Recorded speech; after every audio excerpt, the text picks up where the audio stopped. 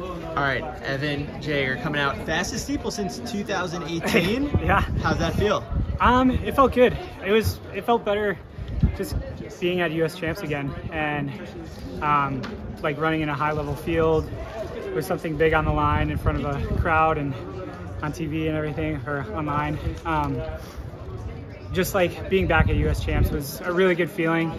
Just really happy and excited all weekend to just be back here and be healthy and have a consistent year of training under my belt and feel like I'm in a decent place coming in here, instead of the last couple championship years kind of being at this point of the season and either already being injured or feeling like things were kind of hopeless already. So it's just fun to be back and feeling fit and competing at a high level again. Were you aware of how close you were to that standard? Yeah, that's why I sprinted the last 100 meters.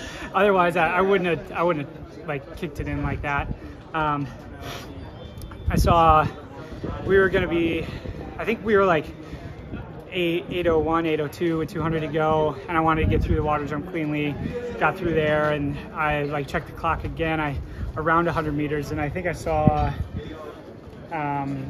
like 8:18, and so I just tried to give it whatever I had.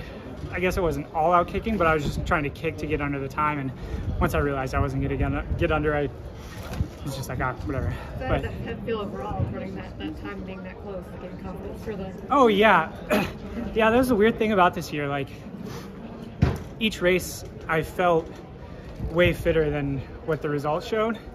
Obviously was not expecting 8:34 or whatever I opened up with, and then the second Mount Sac race 8:27, and I just felt like it was a little cold and windy that day, and I was like, I just don't like running in the, I never really feel good running in the cold.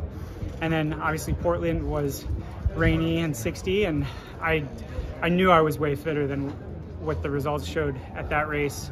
Yeah, you looked a lot more comfortable tonight than you did at Portland. Yeah, track. I think part of like being at US Champs kind of gets me like in the zone a little bit more, but weather helped a ton.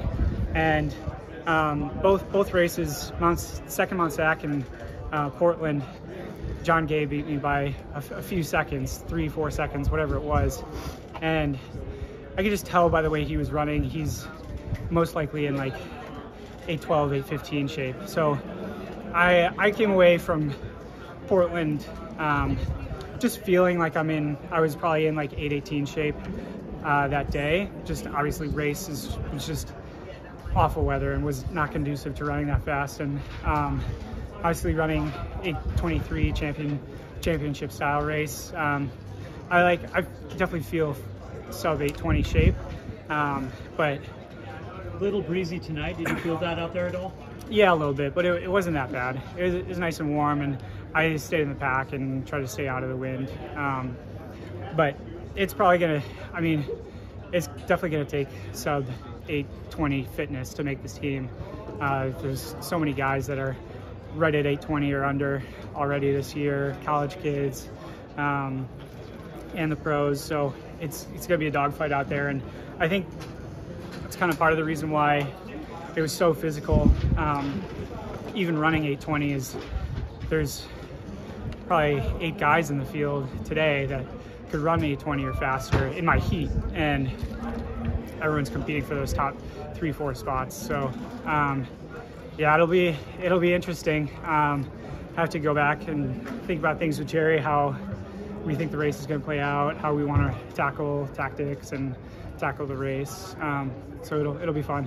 And on the world stage, there's already a lot of guys running, Yeah. sub 8:05, and obviously a few sub 8s out there as well. But Yeah. How do you feel about that, being only a month away from the World Championships? I mean, my main focus is just making the team right now.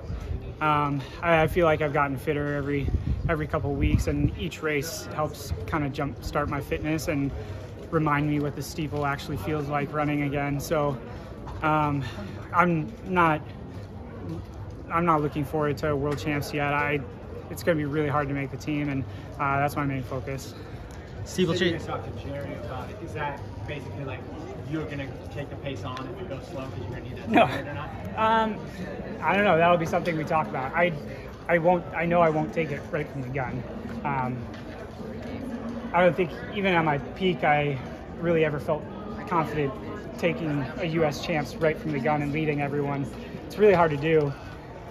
Even when I was in 8 flat, sub 8 shape, like leading from 3-4 laps out was always really hard. It's just not easy to do. So I'm definitely not, that's definitely not the way that I'm gonna run the time and finish top 3. So yeah, we'll have a lot to talk about.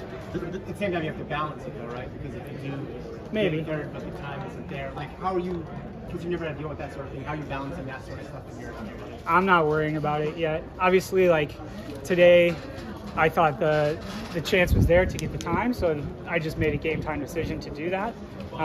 It might be the same situation in 2 days where Jager gives me the freedom to make a game time decision, and I've always felt like my race tactics are pretty good, and I feel confident in like making those decisions. So yeah, not really sure. Like we just wanted to get through the final, and if the time was there, get it, but if not, don't worry about it. So we'll talk about it and figure it out. You're in the 5,000 as well. Is that Yeah. kind of a backup plan for you? It's a little bit of a backup plan. It's also like it's there haven't been too many opportunities where I've been able to get the steeple out of the way and then go for the 5. We might look at it as like a good workout, fitness builder. We might look at it as just race it and see how well you can do. I don't know. We haven't really talked about it yet. It's mainly a backup plan, but like I don't know how I'm going to come off of 2 steeples in 2 days. So we'll see. Yeah. Congratulations. Good luck in the final. Thanks.